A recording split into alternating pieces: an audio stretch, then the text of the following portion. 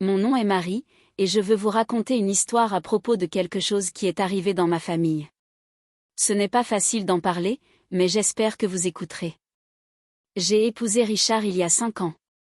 C'est un homme bon, gentil et travailleur. Richard a un fils nommé David. David avait 20 ans lorsque je suis devenue sa belle-mère. Au début, nous ne parlions pas beaucoup. Il était réservé et je ne voulais pas le brusquer.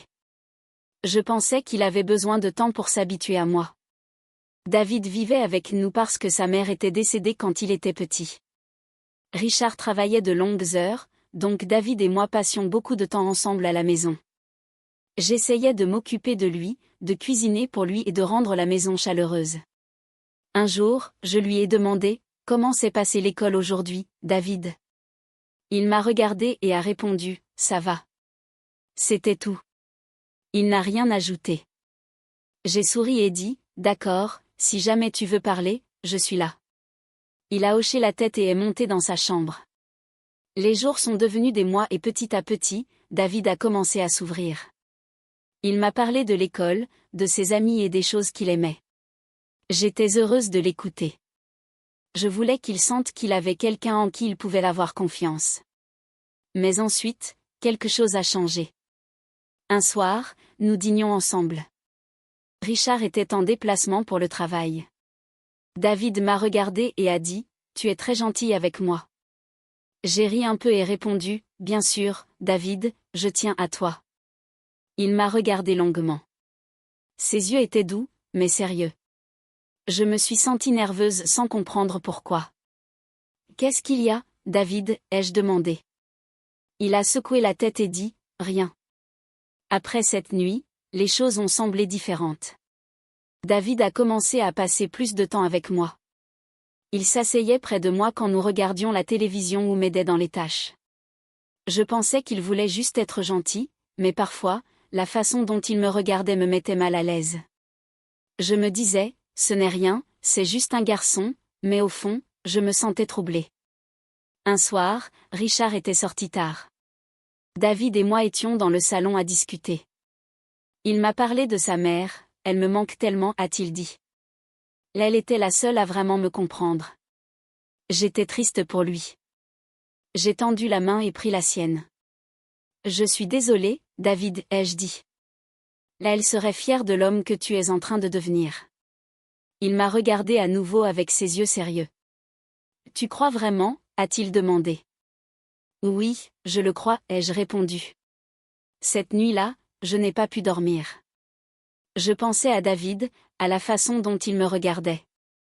Je me disais, tu es sa belle-mère, tu aimes Richard, il n'y a rien d'anormal ici, mais mon cœur était lourd et je ne savais pas pourquoi. J'essayais de garder les choses normales.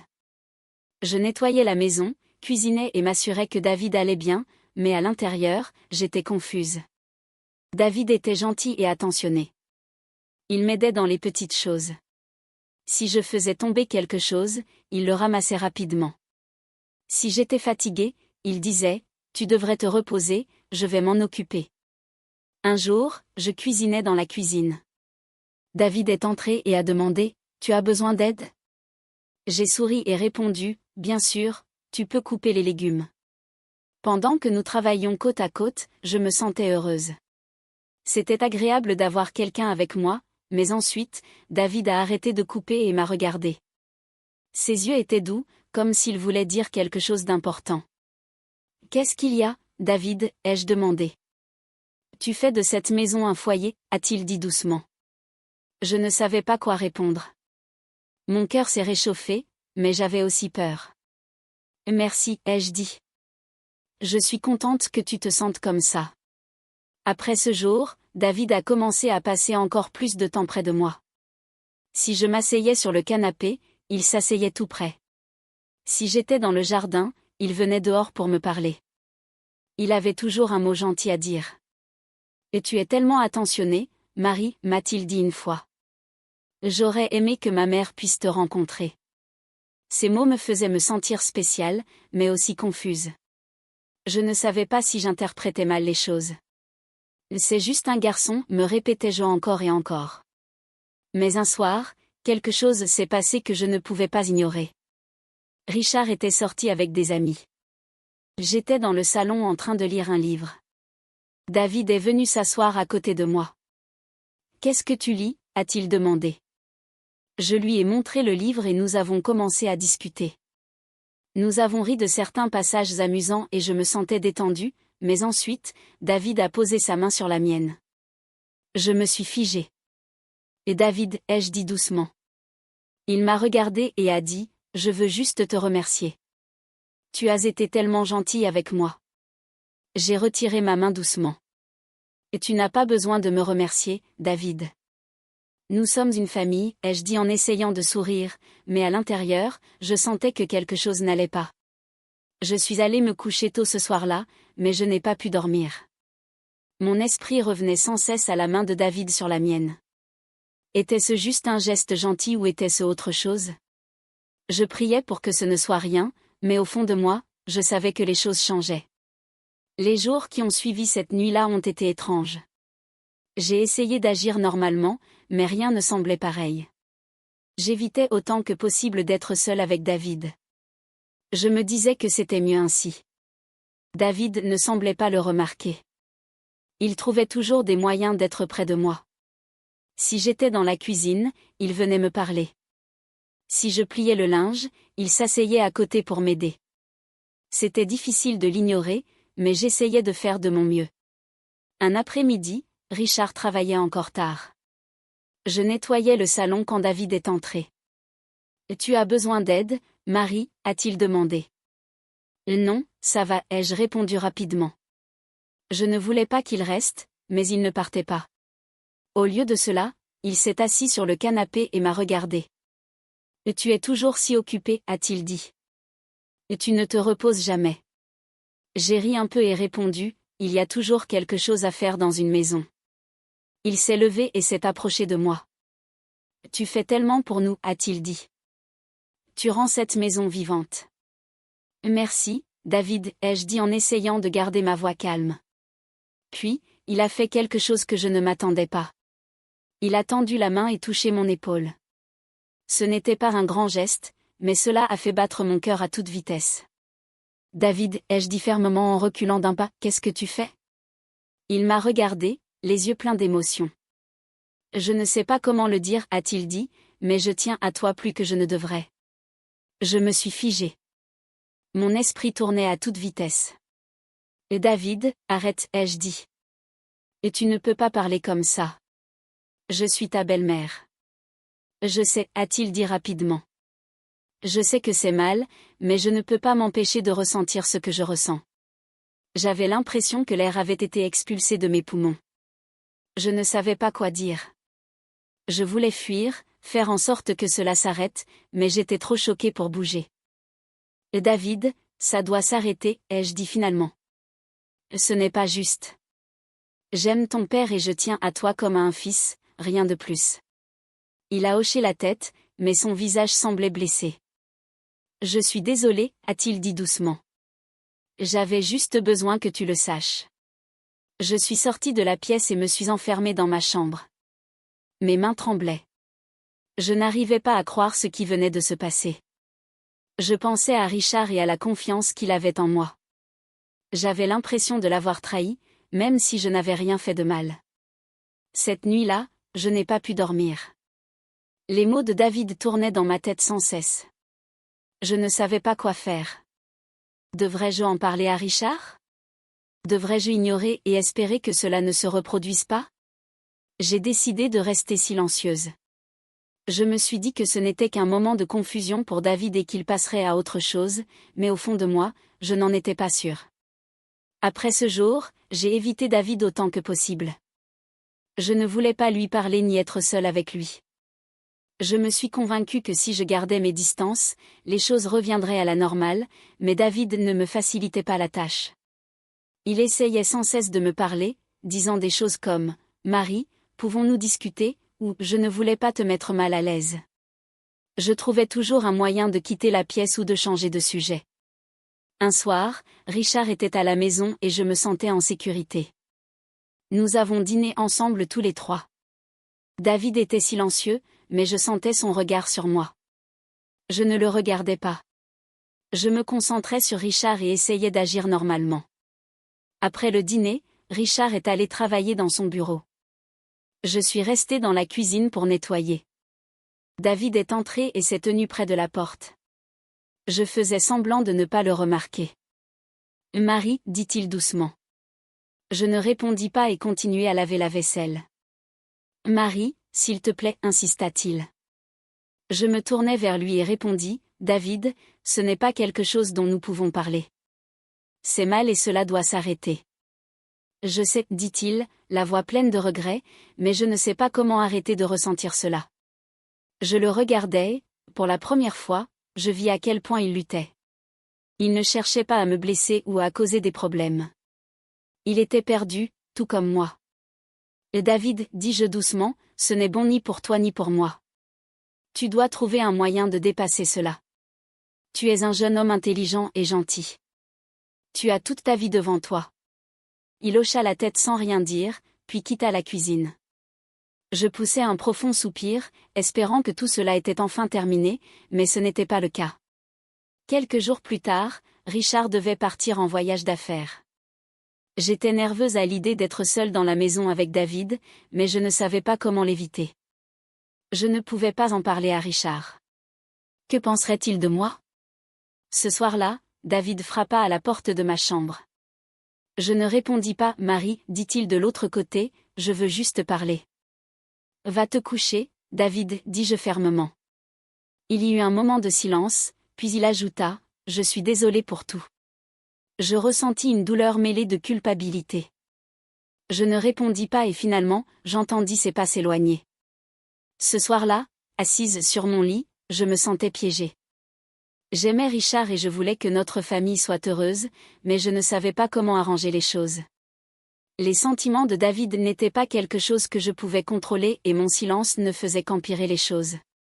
Je commençais à me demander si je devais dire la vérité à Richard, mais que se passerait-il si je le faisais? Me blâmerait-il? Se mettrait-il en colère contre David? L'idée de briser notre famille était insupportable. Alors, je gardais le silence. Je me disais que c'était la bonne chose à faire, mais au fond, je savais que ce silence ne faisait qu'aggraver la situation. Le voyage de Richard dura quelques jours et j'étais constamment sur le qui-vive. Je restais occupée dans la maison, évitant toute occasion d'être seule avec David. Je pensais qu'en restant forte et distante, tout se calmerait, mais David ne cessait de chercher à me parler. Chaque petit geste semblait chargé de sens, un regard prolongé, un ton plus doux, ou sa façon de vouloir être près de moi. Je me sentais comme si je marchais sur une glace fragile. Un soir, j'étais assise dans le jardin. L'air frais m'aidait à clarifier mes pensées. J'étais perdue dans mes réflexions en regardant les fleurs quand j'entendis des pas derrière moi. « Marie » dit doucement David. Je me retournai et le vis debout, les mains dans les poches. Je soupirai. « Qu'y a-t-il, David ? » « Pouvons-nous parler juste une minute » demanda-t-il. Je ne voulais pas, mais j'acquiesçai. « Qu'est-ce que tu veux dire ?» Il s'assit sur le banc à côté de moi, gardant une certaine distance. « J'ai beaucoup réfléchi » commença-t-il. « Je sais que j'ai rendu les choses difficiles pour toi. Ce n'était pas mon intention. » Je restai silencieuse, le laissant parler. Je ne sais pas comment arrêter de ressentir ce que je ressens, dit-il en regardant le sol, mais je ne veux pas te blesser ni blesser papa. Je ressentis un mélange de tristesse et de frustration. Et David, tu dois comprendre une chose, dis-je doucement. J'aime ton père. C'est un homme bien et je veux que nous soyons une famille heureuse. Ce que tu ressens est normal pour quelqu'un de ton âge, mais tu dois laisser tomber. Il hocha la tête sans me regarder. J'ai essayé, dit-il, mais c'est difficile. Je sais que c'est difficile, dis-je, mais c'est la bonne chose à faire. Tu es une bonne personne, David. Tu trouveras quelqu'un qui ressentira la même chose pour toi, mais ce n'est pas moi. Nous restâmes assis en silence pendant un long moment. J'espérais que mes mots l'aideraient à comprendre. Je voulais croire que c'était la fin. Ce soir-là, je verrouillai à nouveau la porte de ma chambre. J'avais peur de ce qui pourrait arriver si je ne le faisais pas. Je ne voulais pas penser que David ferait quelque chose de mal, mais je ne faisais pas confiance à la situation. Le lendemain matin, David était silencieux. Il ne dit presque rien pendant le petit déjeuner et quitta la maison tôt. Je ressentis un soulagement mêlé d'inquiétude. Je ne savais pas ce qu'il pensait ou ce qu'il pourrait faire ensuite. Lorsque Richard rentra ce soir-là, un sentiment de sécurité m'envahit. J'avais envie de tout lui dire, mais je n'avais pas le courage. Je ne voulais pas briser la paix que nous avions retrouvée. Cette nuit-là, allongée dans le lit à côté de Richard, je compris que je ne pourrais pas garder ce secret indéfiniment. Ce silence me rongeait et je ne savais pas combien de temps encore je pourrais le supporter. Le poids du silence pesait lourdement sur mon cœur. Même avec Richard à mes côtés, je ne parvenais pas à trouver le sommeil. Je ne cessais de penser à David, à ce qui s'était passé et à ce qui pourrait arriver. Je savais que je ne pouvais plus rester silencieuse. Le lendemain matin, je pris une décision. Après le petit déjeuner, je demandai à Richard si nous pouvions parler. « C'est important, dis-je. » Il parut surpris, mais acquiesça. Nous nous assîmes dans le salon. David était sorti, il n'y avait donc que nous deux. Mes mains tremblaient et je n'arrivais presque pas à le regarder. « Richard, commençai-je, j'ai besoin de te dire quelque chose. » Son visage devint sérieux. « Quoi donc, Marie ?» Je pris une profonde inspiration. « Ça concerne David. » Il se pencha en avant, visiblement inquiet. « Quoi à propos de lui ? Est-ce qu'il va bien ? » « Oui, il va bien, répondis-je rapidement, mais il traverse une période difficile et ça a été dur pour moi aussi. » Je lui racontai tout. Je lui expliquai le comportement de David, les choses qu'il avait dites qui m'avaient mis mal à l'aise et comment j'avais essayé de gérer la situation seule. Je ne rejetais pas la faute sur David, mais je ne cachais pas non plus la vérité. Richard m'écouta sans m'interrompre. Son expression passa de la confusion à la colère, puis à la tristesse. Lorsque j'eus fini, il s'adossa au canapé et se frotta le visage avec les mains. « Je n'arrive pas à y croire, dit-il doucement. Mon fils, mon propre fils. Je suis désolé, dis-je les larmes aux yeux. Je ne savais pas comment te le dire. Je ne voulais pas te blesser. » Richard me regarda, les yeux remplis de douleur. « Tu aurais dû m'en parler plus tôt, Marie. J'aurais pu t'aider. J'avais peur, avouai-je. Je ne voulais pas détruire notre famille. » Il hocha lentement la tête. « Je comprends, mais nous devons régler ça. Il faut que je parle à David. » Quand David rentra plus tard dans la journée, Richard l'appela dans le salon. Je restais dans la cuisine, le cœur battant à tout rompre. J'entendais leur voix, mais je ne pouvais distinguer les mots. Après un long moment, Richard vint me rejoindre. Il avait l'air fatigué, mais calme. « Nous avons parlé, dit-il. David sait qu'il a mal agi. Il va aller chez sa tante pendant quelque temps, pour que nous ayons tous un peu d'espace. » Je ressentis une vague de soulagement, mais aussi une certaine tristesse. « Tu crois qu'il ira bien ? Demandai-je. »« Il aura besoin de temps, répondit Richard, mais il est jeune. Il apprendra et tournera la page. » J'acquiesçai, sentant enfin un poids se lever de mes épaules. Pour la première fois depuis des semaines, je sentis que tout pourrait s'arranger. Ce soir-là, alors que Richard et moi étions assis ensemble, il me prit la main. « Nous surmonterons ça, dit-il, ensemble. » Je le regardai et hochai la tête. « Oui, ensemble. » Et à cet instant, je sus que notre famille venait de faire le premier pas vers la guérison.